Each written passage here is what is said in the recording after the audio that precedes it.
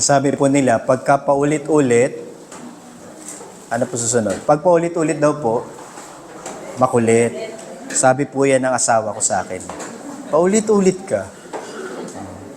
Ulit. Pero actually, hindi po makulit. Ang tama pong pag-unawa ay kapag paulit-ulit, lalo na pagdating po sa banal na kasulatan, pag paulit-ulit, importante. Kaya siya umuulit-ulit kasi mahalaga siya. And recently po, mahilig po ba kayo manood ng sine? Kanina tinanong ko kayo kung nanonood kayo ng Fernando po, hindi kayo nanonood pambihira. Yun pa naman ang passion ko sa buhay. Padrino, Ang Probinsyano, Agila sa Kuko ng Mandaragi. Anyway, nanay ko po kasi Fernando po fan. Anyway, sige, hindi kayo mahilig sa pelikula. Arts, mahilig kayo sa arts. Awit sa kanta.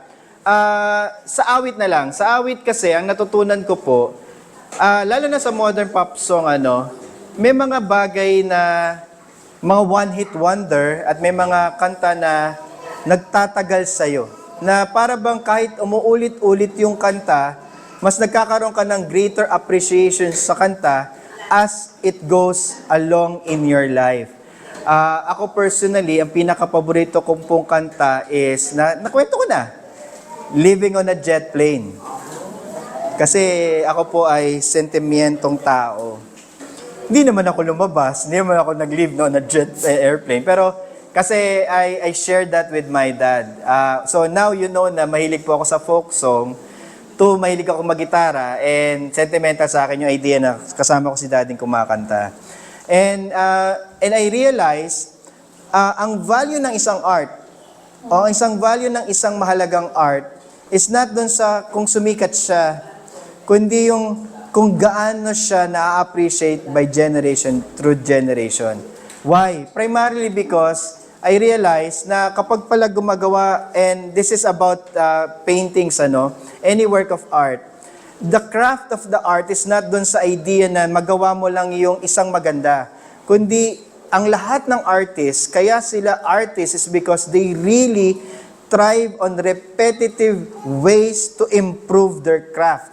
Kaya po may magaling na gitarero, kaya may magaling na mga awit, kaya may mga magagaling na pintor. Hindi dahil sa sila ay talented lang, but the persistence, the idea na yung kanilang craft ay binibigyan nila talaga ng enough time. And this results to layers and layers and layers of meaning. Punta na lang tayo sa pelikula kasi doon lang ako talaga nakaka-relate. Ang pelikula po is a form of art. And one of the things na I appreciate as a form of art is sa pelikula, kapag nanood ka ng isang pelikula at meron po ba kayong pelikula na paulit-ulit yung pinapanood, and every time na napapanood nyo, meron pa rin kayo napupulot na, hindi ko napansin yun dati maganda pala yun Just recently, I watched again a movie by Mel Gibson. Of course, alam nyo na Mel Gibson fan ako, So alam nyo na kung gaano ako katanda. Yung movie na The Patriot. Alam nyo po ba yung movie na Patriot? Anyway, nasa Netflix kasi ngayon, kaya ako napanood. It was the American war against the British Imperial Army at the turn of their independence. Madaming aspeto yung pelikula na yun. Of course, there's an aspect of revenge, an aspect of Mel Gibson being a father, an aspect of may love story din, may aspect of history, but just recently, kanina lang, bago ako nagpunta ng church, napanood ko siya ulit, ang mas appreciate ko lately is yung anggulo ng pagiging patriot ng mga Amerikano against, for their campaign for freedom noong time na sila ay lumalaban sa kanilang British monarchy. And I realized na yung pala talaga yung essence ng film. Ngayon ko lang na-realize. Kasi back then, kaya ko siya pinanood kasi kakatapos ng big movie na big director that time si Mel Gibson. Ewan ko kung napanood nyo, yung Braveheart. And yun yung sumunod niyang pelikula, and pinanood ko yun. Well, not as good as Braveheart, but I realize ngayon, it's still a work of art. That's how literature works.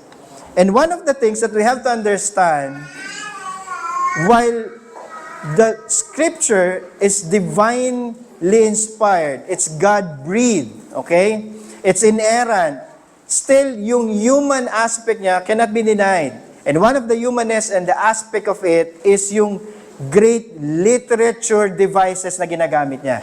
And one of the greatest literature device ni John na na-incorporate niya dito sa kanyang book is yung idea of recapitulation o yung umuulit-ulit na mga eksena primarily to show you some aspects of emphasis.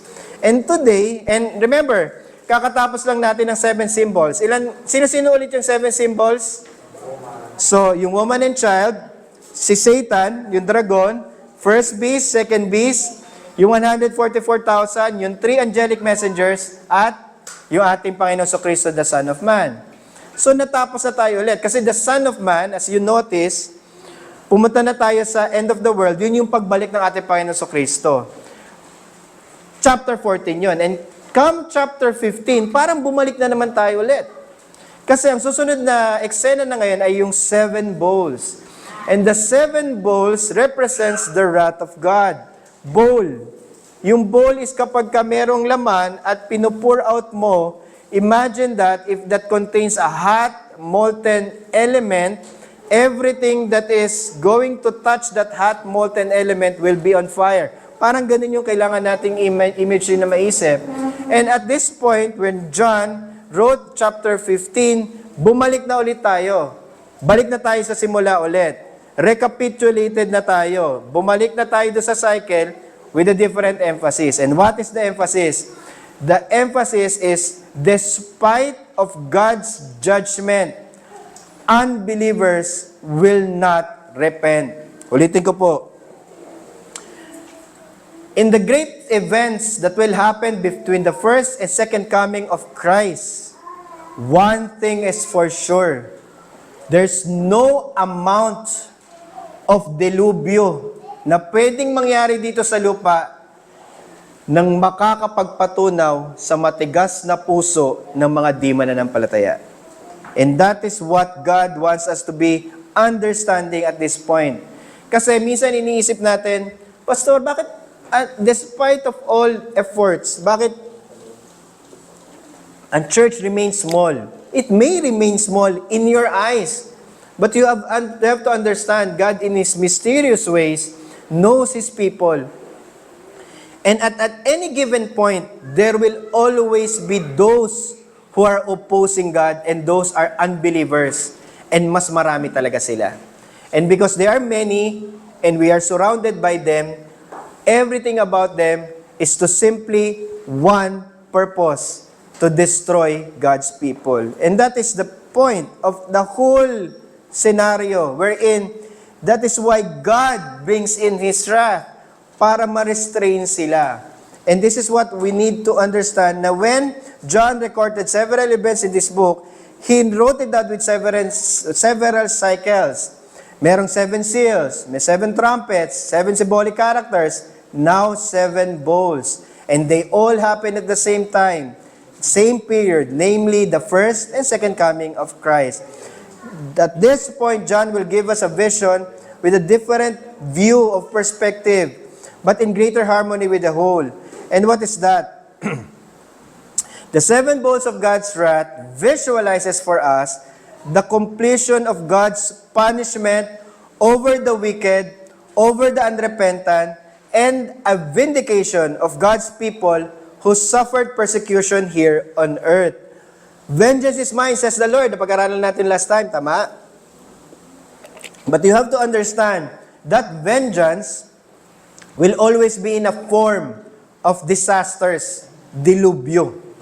Kaya nabasa natin dun sa chapter 16, puro dilubyo yon. And yung dilubyo, and I have to explain it again to Josiah, was not meant to hurt God's people.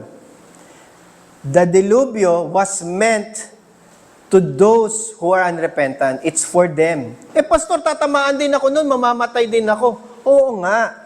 But wag ka mag-alala. Pag namatay ka doon, langit ang punta mo. Yun ang pangako ng Revelation. Yun yung vision na gusto ipakita ni John. And that is what we want to understand here. That despite Despite of us suffering the persecution, ang talo sila. Because it is a fulfillment of God's justice against His enemies, the triumph of God's people over the prince of this world. This is the picture John wants us to see and to receive encouragement from. So we have 3 points. The victor's song, the first 5 bowls of God's wrath, the Mount of Gathering, yung Armageddon. Napanood niyo po ba yung pelikulang Armageddon? O hindi, ito yun.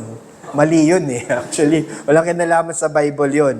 So Armageddon in the 7th bowl. So we'll talk about first the victor's song. As usual, we will we'll go with the first point muna, then next week yung second point, and next week yung third point, meaning until such time na mag-preach po ako. So we'll talk about that, we'll talk about the first point, and before we begin, let's bow our head and let us pray. Grant, Almighty God, that we may remember ourselves to be pilgrims in this world, that there's no splendor of wealth, power, and worldly wisdom may blind our eyes, that we may always direct our eyes and all our senses towards the kingdom of thy Son. May we always fix them there, that may nothing hinder us from hastening on the course of our calling, until at length we pass over the course and reach the goal which has set before us. Amen. So, there are several things we need to understand from these verses. Let me explain again the clause. Then I saw another sign. Where? In heaven. Okay. So, every time na nag-shift si John ng perspective, pagka earth, ang pinag-uusapan, he's talking about the visible church. Pagka sinabi niyang a sign from heaven, meaning it is looking down on earth from the perspective of heaven.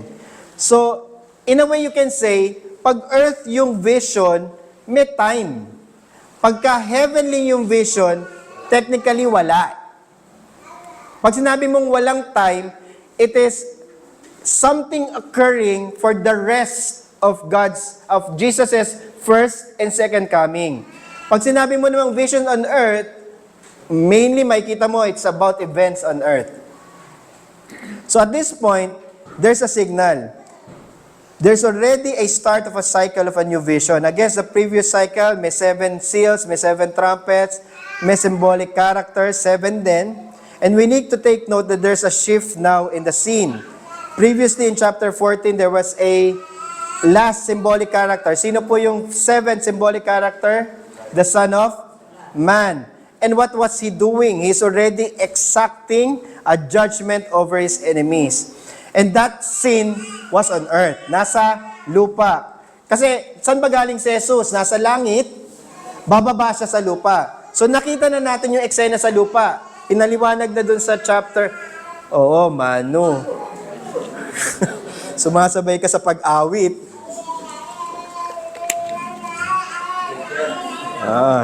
Baka preacher yan sa susunod. Pentecostal nagtatangs. Oy, interpretin mo yan. Okay, so, sana? Nasa lupa yon.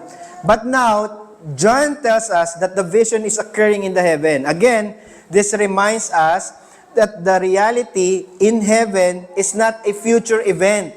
Paulit-ulit ako doon. Pag yun nakuha nyo na po, masaya na po ako doon eh. Huwag nating isipin na ang langit ay yung event na future lang. Langit sa'yo is heaven kasi hindi ka papatay. But heaven is now here. Ang langit at ang lupa magkasama po yan. Ang langit ay kung nasaan ang ating Panginoon Kristo. Ang langit ay nagro-rule and reign na siya. It's just that hindi lang natin nakikita. It's not a place in the future, but a simultaneous realm that exists together in creation here on earth. Heaven here means not just the sky or the atmosphere or the space beyond it. So, nabasa natin kanina, nagbasa ako ng Genesis 1 sa Sunday school kanina. Yung heaven doon is really the sky. So, tatlo ang langit. Baka malito ko. Tatlo ang langit. Ang sabi ni Paul, nakapunta siya sa ikapato, tama? Pero tatlo lang muna ito. Yung tatlong langit, pag sinabi mong una, yung langit, yung atmosphere natin, kung nasaan ang mga ibon. Nasa ng mga eroplano, yan ang unang langit. Ikalawang langit, yung tinitelescope ko. Oh. Kaya tuwan-tuwa ako pag nakakita ako ng heavenly bodies. Heavenly bodies, technically, hindi pa heaven yon. It's just a space. Kumbaga, may moon, may planets, may stars. And again, na-amaze ka na napakalawak nun. Second heaven lang yon. Ang picture nun is for us to visualize that whatever heaven we're thinking about, if it's going to be third, that's how vast it is. However, the third heaven is where God dwells in His throne. The invisible realm of everything in this world na hindi natin nakikita. So pag sinabing nasa ng langit, instinctively tumuturo tayo sa sky. Instinctively tumuturo tayo doon sa stars. Pero technically, yung third heaven, wala doon sa atmosphere, wala din doon sa stars. Kasi heaven is something where God dwells. The third one is the place where God dwells. Hindi mo nakikita. So, di ba kung naalala nyo, the point is, si Jacob sa Genesis, natulog. At merong, sa Bethel ba? Tama, no? Bethel, meaning the house of God. Tama? May nag-open. At sabi ni Jacob, nagbabaan yung mga anghel, through and fro. At ang sabi niya, pagkagising niya, surely, Yahweh was here. God was here. Second point, si Moses, pumunta sa bundok ng Sinai. Nakita niya burning bush. Nagtanggal siya ng sapin. Tama? Nung paglapit niya. Pero pagkatapos ng lahat, nawala na rin yung apoy, yung lugar na yon ay yun pa rin yung bundok. Pero ano nangyari? Nung panahon na yon, it was the dwelling place of God. Simply to point us out na bagamat hindi natin nakikita, ang langit ay naririto. Although hindi nyo ako naintindihan doon malamang, no? Pero gumaganto-ganto ako, mumumustra ako. Yung langit, ito ang lupa, nakikita. Yung langit, hindi nyo nakikita. Nandito yon. Hindi lang natin nakikita. Okay. So, ang katawan natin, may katawan. Tama? Nakikita. Yung kaluluwa ba nakikita? Hindi. Pero, nasan yung kaluluwa? Nasa impyerno ba? Nasa langit ba? Wala. Nandito. So, yun yung ibig ko sabihin. Nandito, pero hindi ko nakikita. Ganun din ang langit. And that is the invisible heavens. Heaven means here, not just a sky, not the atmosphere, not the space beyond it, but an invisible realm where God Himself sets His throne. So Paul wrote in 2 Corinthians 12:2. Alam ko, lagi niya kagalit ang mga taga-Korinto, pero binigay niya ito bilang biggest revelation of who He is. Yung karapatan niya bilang apostol. I know a man in Christ. Pwede niyo ako samahan. 2 Corinthians 12:2. I know a man in Christ who for 14 years ago was caught up into the third heaven. Whether in body or out of body, I do not know. God knows. Sino lang ang nagkaroon ng same experience sa Old Testament? Si Jacob, si Moses, and even some of the prophets, and Paul himself had it. He was saying, heaven was open to him, he did not know. Well, eventually, afterwards, we know that John himself, tama? Kasi si John was in Patmos, tama? He was in a exile. So, nung sinasabi niya, nakikita niya yung vision, siya niya nakikita. Sa panaginip, hindi, nakikita niya. Nandun siya sa Patmos, pero bumubukas sa kanya ang langit. Yun yung ibig sabihin. Bumubukas ang langit sa bawat isang binibigyan ng revelation. Paul here refers to himself as the third person, but everyone, some of the scholars might disagree, but everyone in majority knows na si Paul ay ang tinutukoy dito sa 2 Corinthians 12:2. Similar to this was John's experience in Revelation 15:1. He made explicit reference to the third heaven. So this is what we understand from this clause. Now, John saw 7 angels with 7 plagues. 7 ba talaga yung anghel? So ano yung kino-communicate ng 7? perfection, completion. Ibig sabihin, ito na yung huli. So nalaman na natin dun sa eksena nung nakaraan, yung nangyari sa lupa. May plagues, tama? Bago dumating ating Panginoon Kristo. Ngayon nasa langit tayo. Ang medala ng plague, sino? Ang mga anghel. Hindi sila 7 technically. Lalabas, kaya 7 because it is trying to communicate to us, this is the last wrath that God will pour out to His people. Again, I have to say, walang makakapagsabi na mali na dumating ang ating Panginoon Kristo because it would be unmistakable. Kapag dumating ang ating Panginoon Kristo, yung buong dilubyo ng 7 bowls na ito ay mararamdaman nating lahat. Walang magdadalawang isip na mananampalataya, eto na talaga yung panahon ng pagbalik. Kaya minsan tinanong ko ni Josiah, Pastor, hindi pa talaga natin alam na darating ang Panginoon. Well, hindi pa ngayon. Pero pag dumating na yung mga dilubyo, at alam nyo na ngayon na meron, masasabi nating lahat, oo nga, darating na siya. Malalaman na lang natin sa panahon ng pagdating, pero malalaman natin. At ito yun. Kaya sinabi ni John. So, John lays down all the 7 plagues as the 7 bowls of God's wrath. We need to again remind ourselves na symbolic yung revelation, yung numbers in Revelation. Obviously, the use of the 7 was not literal, yet there were angels present, and they have seen by John, but the apostles did not literally see 7 of them. Okay? Also, the angels were not figurative. Nakikita ba ang anghel o hindi? Sagot, depende. Depende. By default, hindi sila nakikita. Pero nakita ni Maria si Gabriel. Nakita ni si Michael. May nakakita kay Michael. Si Moses, kung di ako nagkakamali. Si John pala, si John. Ito. Si John ba? Si Daniel din, nakita si Michael, tama. So nakikita, depende. Nagpapakita sila. Pero hindi 7 yung nakita, ha? Hindi 7. They're not 7, but they are actually angels. They're actually, John did not imagine seeing angels, but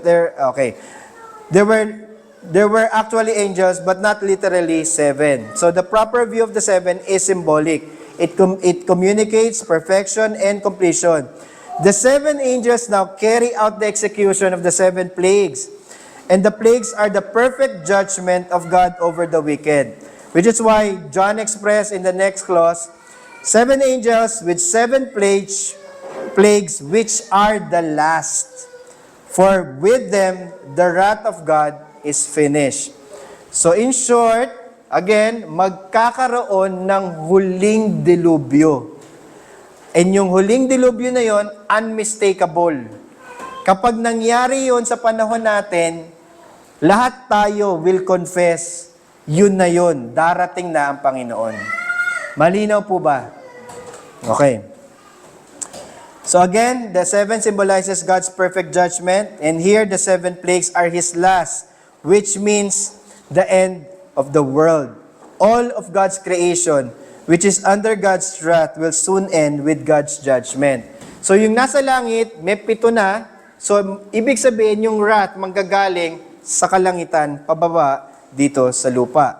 In our Nicene Creed, it reads that our Lord Jesus Christ ascended into heaven. Tama? Seated at the right hand of the Father. Tama? And He shall come again with glory na. Meaning, again, I define glory, visible. Wala nang tago-tago. Wala nang humility to. Full blast glory of God. And He will judge both the living and the dead. Living, meaning yung mga taong naroon, literal, dalawa yung pwede mangyari. Pag sinabi mong living in the dead, para siyang figure of speech, dulo-dulo. Ibig sabihin, lahat. Pwede rin literally living, meaning yung mga panahon na nandoon na nabubuhay, at yung mga patay na. So, yun yung dalawa. Whose kingdom shall have no end. Often, we forget this reality about Jesus Christ. God's kingdom whenever we are being preoccupied with the cares of this world. In times of prosperity, we focus too much with comfort, security that it brings, and we forget that God has placed judgment over everything we see and experience in this life. His wrath will terminate all these things. So, dalawa kasi yung position. Post-millennial, amillennial, and, so tatlo. Dalawa yung pang-reform. Yung post-millennial kasi understand na meron pang golden age. Na meron pang time wherein, because everything becomes Christianized or Christianized, aabot ang panahon ng civilization, talagang tataas at aangat ang aangat. May prosperity na mangyayari. Primarily, yung mga Puritans, during the time of the 1700, medyo positive yung view nila because afterwards that they have gained their freedom from the tyranny of British colony or monarchy, they're looking forward to sa prosperity ng Amerika, which indeed happened historically, but eventually we know na everything is a shambles today, tama? America, while the greatest power, still struggling with everything. So, a millennial viewed this na, no. Hindi magkakaroon na ng actual na pag-angat ang sibilisasyon. Rather, we have to be sober-minded in understanding that despite of any advancement of science and technology, God will terminate every human civilization and every human progress. So alam nyo, hindi ako neo-Calvinist, I'm on the other side of things. So I understand na lahat ay tatapusin. Lahat, Pastor? Yes. Walang matitira, walang matitira. God will punish the wicked, Satan and his cohorts, and we are now living the times where it will all happen. Kasi minsan iniisip natin, may pag-asa pa tong mundong ito. Hindi, ang problema nitong mundong ito, si Satanas ang prinsipe dito eh. Walang hindi tainted by sin in this creation. The only living hope na lang talaga natin is Jesus Christ because He is now there seated at the right hand in the throne of our Father. And us now, being spiritually resurrected, meron tayong some sense na nakapag-glorify tayo dito sa lupa. Pero hindi yun sapat. Ang glory ng Diyos ay naroon sa bagong langit at bagong lupa. This message of God's justice become a reality check for all believers here on earth. God will soon bring judgment over all His enemies. Everything will come to its chilling end. So Christian, never bring to heart all these temporary benefits and all the comfort it brings. Masarap ang comfort eh. Ako naalala ko, pinalaki ako ng mga magulang ko without much comfort. Kasi siguro alam nila na I have to live by the means na meron yung mga magulang ko. Mother ko is a principal school teacher. My father is, of course, as a pastor. We don't have much. Nakaranas na lang ata ako ng comfort yung nakapagtrabaho ako. And yung comfort na yon, pinag-uutang ko pa yon. Hindi ako kasi marunong mag-manage sa sarili kong pera. Nalubog ako sa utang eh. Oh, now you know. Pero yun, matagal ko pinagbayaran. Ang usapan namin ni Nikki, hindi kami magpapakasal habang may utang ako. Oo, so hindi siya nagbayad ng utang ko ha. Pinag-ipunan, binayaran, tinulungan niya ako na hanggat to discipline myself na ano yun. And I realized, primarily because yung na-deprave na comfort sa akin, alam niyo kung ano yung una kong binili nung ako'y nagkatrabaho? Computer. May sound blaster pa ako. Alam niyo po yung sound blaster, so hindi kayo nakarelate. Yun yung premium audio and CD player. Sayang-saya ako noon. May CD ako kasi, tapos meron akong sound system. So, lalagay ko doon yung CD player, so makikinig ako ng kanta ni, of course, ni John Lennon, ni John Denver. So, sayang-saya ako. Nagbibigay sa akin yung nakasiyahan na yun, ng panahon na yun. And those are the things in life na gusto ko. Yung pala, malulubog lang ako sa utang. Mahirap ang comfort eh. Because it tends to make you forget that all these things are temporary. that all these things will come to an end. And that's what Scripture and John, and which I appreciate, yung fear, ang fear ay para sa unbeliever. Yun yung purpose ng judgment. But the purpose of judgment, to understand it as a believer, so that we know na despite of the comfort that we're receiving, despite of our hope for comfort, all those things are temporary. Temporary. Okay? Temporary lang siya. Christian never bring to heart all these temporary benefits and the comfort it brings. Instead, look at the Son. He is our Savior, He is our Judge and King. He is our comfort and our peace.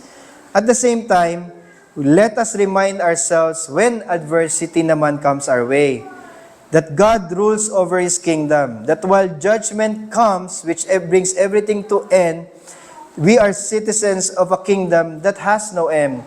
Ang picture na binibigay sa atin ng Reformed piety is a picture of a pilgrim. Walang permanenteng tahanan.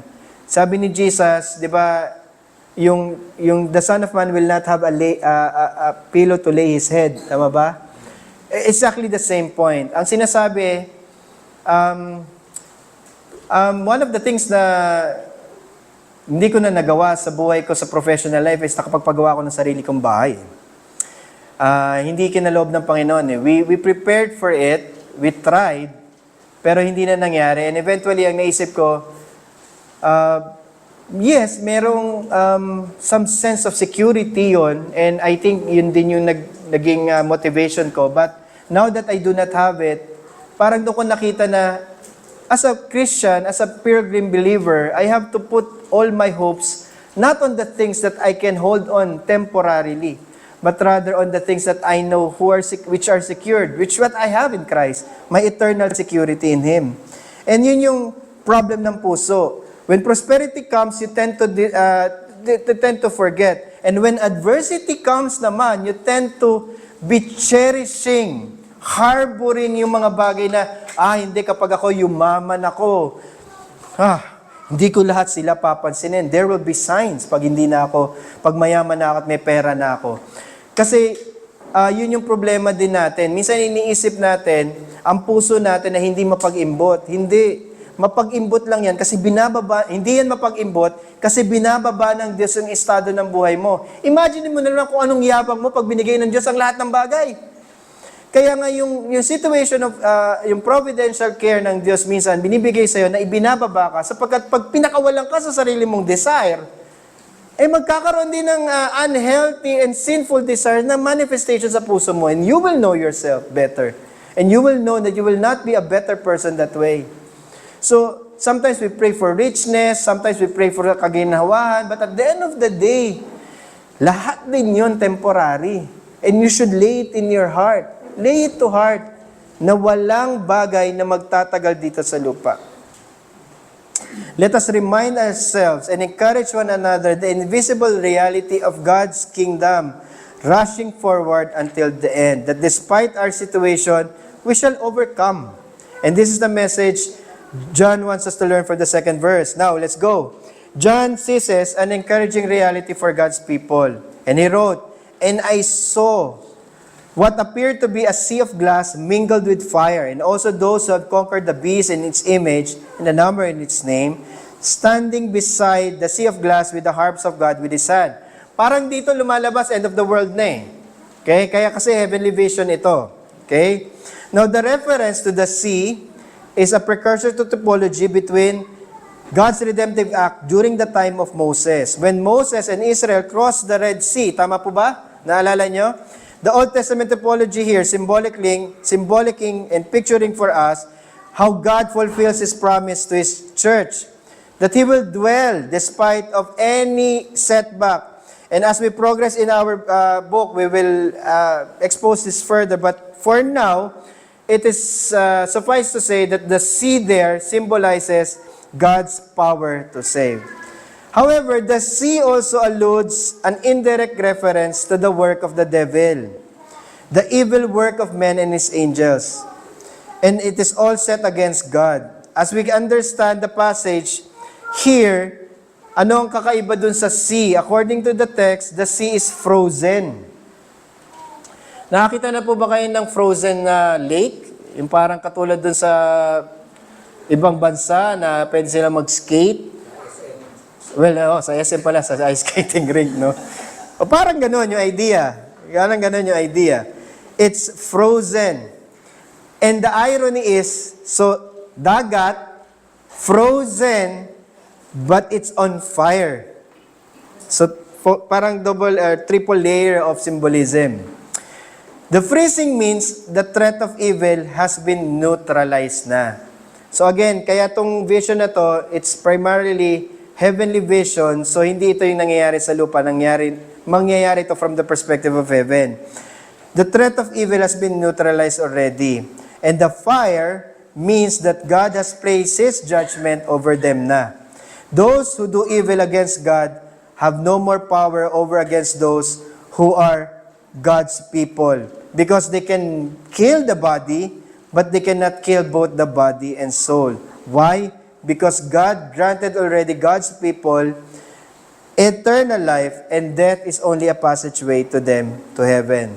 Because of this, John reveals that despite of the seemingly defeated posture of all the saints here on earth, but by the heavenly perspective that was given by John, we are actually overcomers. Kaya yung text na, we are more than conquerors, baka mag-praise and worship tayo. We are more than conquerors. Oh, evangelical kaya alam niyo yung kanta. So, it's not about overcoming here on earth. That's overcoming poverty, overcoming challenges, overcoming because this is a vision of heaven. We are not, kaya we are more than conquerors because we are actually overcomers. Kumbaga, from the vision of earth, we may seem be defeated, we may seem small, we may seem na para bang scattered around tayo, but from the view of heaven, we have already overcome. Yun po yung point. Kaya, we are more than conquerors.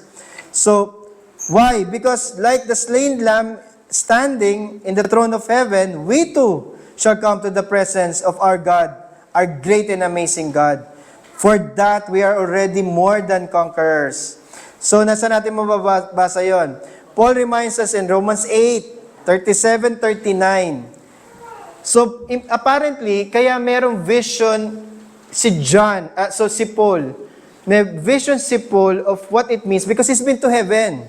He already have a good vision. Sabi niya, sa 37, no, in all, sino makapanlalaban sa atin? Yun yung Romans 8 eh. Sino makapanlalaban sa amin? Sabi ni Paul, no, in all these things, we are more than conquerors through Him who loves us. This is a heavenly perspective. Why? Because he has seen it from the heaven. I am convinced, it is prophetic, that neither death, kahit mamatay ka, nor life, kahit mabuhay ka ngayon, pilgrim ka, neither angels nor demons, neither the present nor future, because he has seen it all, nor any powers, no height, nor depth, nor anything else in all this creation, knowing all these things will be temporary, will be able to separate us from the love of God that is in Christ Jesus our Lord. Because when you are in the heavenly perspective, Paul knows that Christ Himself knows His people, overlooking them, overseeing them, ruling over them. And when Paul said that nobody can separate us from His love, hindi yan parang sentimental feeling lang, hindi, mahal tayo ng Diyos. Hindi ganun. He is telling us an actual reality that He has seen in heaven. He was really echoing, and John is already echoing what Paul has already wrote. Sickness, disease, economic turmoil, natural disaster, even war, and even death may very well bring us to the end of our earthly existence. But take heart, Christian. You, Christian, God will prevail. God assures us with this world. Binasa ko to kanina during our Sunday school. I have things to say you, that in me you may have peace. In the world you may have tribulation, but take heart, I have overcome the world. It's a past participial perfected. I have overcome. Meaning, nasimulan na sa cross, nagpapatuloy hanggang ngayon.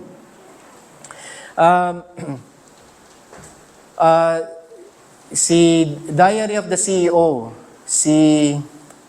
kalimutan ko ngayon, one of the popular influencers, si Diary of CEO, was able to talk to John.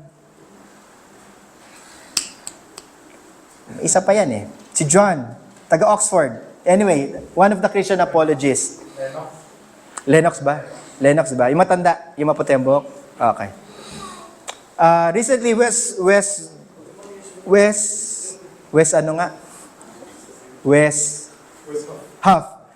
Huff was there.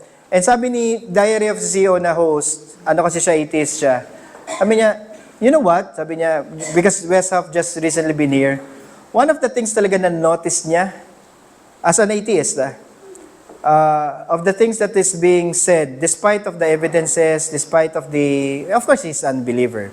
Pero sabi niya, one of the things na common na nakikita niya sa believer na apologist na nakakausap niya, that person has always remained peaceful in their lives. Kumbaga, may certain quality of peace. They are ready to die.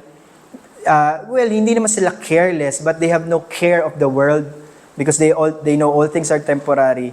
They have a sense of security na nakikita, na nagtatranslate the way they speak, they conduct their lives. Because that's the point of being a believer. Worrying may set us back, understanding that there are certain needs that needs to be met. But a believer stands upon the grace of God, knowing that all these things will be provided for. Kaya nga, Christian, take heart. Jesus have overcome already the world, and we are already more than conquerors. Langit na ang punta natin pagkatapos ng lahat ng ito, so wag po tayong mag-alala. What is the sign that John gave us guaranteeing our victory over his enemies? There is a song of thanksgiving in praise. It is an important song in the Old Testament because these are the victor's song. When Israel went out from the sea, they sang a song. Yun yung nire-recite doon sa buong verse na binasa natin kanina.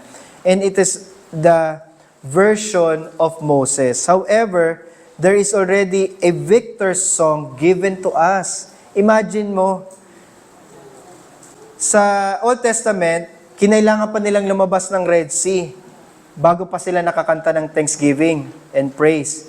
Tayo, pwede na nating kantahin. Kasi God in Christ already triumphed. Moses is the mediator of the Old Covenant, but our Lord and Savior is the mediator of the New Covenant. And this is what is important. The next clause reads, "And they sing the song of Moses, the servant of God, the song of the Lamb." The parallel of Moses and Jesus is undeniable. The song makes an explicit point of victory. Nanalo na tayo. Pastor, it doesn't feel that it's a win. It may not feel as a win. Parang feeling mo, talunan pa rin tayo ngayon. But no, yun yung tinatry na i-insist ni John. Meron na tayong panalo. May awit na nga tayo. We can already sing that. John uses much more argument similar to Paul in the picture of Hebrews in the epistles. We know that God already delivers Israel from the perishing hand of Pharaoh and saved them from allowing them to cross the sea. The army of Pharaoh died under the waters of the sea. And when God and Moses praised God in this redemptive act, the pattern is clear. God saves His people, and we respond to Him in praise, in thanksgiving to Him. Alam niyo po, kaya nga, naglo-Lord's Day gathering. Minsan iniisip natin, this is a repetitive task. No, actually, this is not simply a repetitive task. The problem is perspective. Wala tayong minsang heavenly perspective. Yung 52 Lord's Day is not enough to praise God in all His works. That is why we take on the privilege of being here, not as a duty that is burdensome, but rather a delightful duty that we must and we are taking upon ourselves to perform. Why? Because we are already victors in Christ. Christ, in His life, death, and resurrection, and ascension, saves us and now sits at the right hand of the Father, who now reigns victoriously, ruling over us with His word and spirit. That is why in response, we worship Him in spirit and in truth, in reverence and awe, and we sing together in the heavens. So that's why heavenly song siya, na kinakanta rin natin dito sa lupa. So, Pastor, nagkakantahan sila sa langit? Yes, nagkakantahan sila sa langit. Hindi naman magsisinungaling sa'yo si John. What he heard was singing, therefore there was singing. And that's why we are singing also here. Hindi pwedeng tanggalin ang singing sa worship. It's part and parcel of how we respond in gratitude. And what are the words of the saints? Great and amazing are your deeds, O Lord God, the Almighty. Just and true are thy ways, O King of the nation. Who will not fear, O Lord, and glorify your name, for you alone are holy. All nations will come and worship you, for your righteous acts has been revealed. Sometimes we doubt because we think that God is not victorious, but what the Word of God is clearly talking about here is God has made us overcomers already. And we can enjoy all the privileges every Lord's Day and responding to Him in praises and in glory. So that's why, Christian, let us worship the Lord and give thanks to Him. Alam niyo po, I will never, ever exhort a believer na yung Lord's Day worship natin is something that he needs to perform as an Old Testament task or duty. Wala na tayo doon. Those are shadows, mga kapatid. What makes this New Testament is because who we worship is a true and living God. Who we worship is the one who speaks right before us here in this pulpit. That is why our exhortation is more in gratitude. Pastor, ano ibig sabihin that we worship God in gratitude? Tagaan niyo po sa bato, walang converted Christian ang hindi magiging member ng church, hindi sasama sa pananambahan, at hindi aawit sapagkat lahat ng iyon ay resulta lamang ng tunay na conversion. Only a true believer, a converted one, will truly worship God because that is what God has promised as a fruit of conversion. Matututo po tayong sumamba sa Diyos. That's why I encourage you, mga kapatid, let us worship God in the midst of this sick and dying world because this is one of our privilege. This is one of the things that God has enabled us to do. So, CRCC, God's wrath will bring everything in creation to an end. His justice will prevail. He will place His judgment over His enemies. But truly God will deliver His people from the hands of the wicked because He will grant us eternal life and so that we can respond to Him in thanksgiving and praise. Amen.